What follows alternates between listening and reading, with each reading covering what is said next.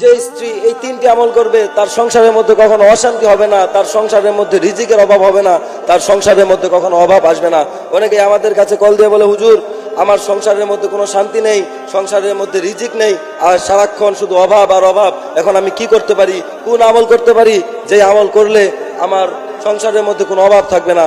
তাদেরকে বলতে চাই, শুধুমাত্র এই তিনটি কাজ করুন, ইনশাআল্লাহ আপনার সংসারের মধ্যে কোনো অভাব অনাটন আসবে না। প্রিয় বোনেরা আমার, প্রথম যেই কাজটি করতে হবে সেটি হলো, যখন আমরা রান্নাঘরে প্রবেশ করব তখন আমরা সালাম দিয়ে প্রবেশ করব। কেননা রান্নাঘরের মধ্যে চুলা থাকে, চুলার মধ্যে আগুন প্রজ্বলিত হয়, আর ওই আগুনের কাছেই তো থাকে জিনেরা। জিনেরা আগুন দেখলে আকৃষ্ট হয়। এমন হতে পারে যে যখন আমরা রান্নাঘরে প্রবেশ করব তখন সেখানে জিন উপস্থিত থাকতে পারে। প্রিয় বোনেরা আমার, এই জন্যই সালাম দিয়ে আমরা রান্নাঘরের ভিতরে প্রবেশ করব।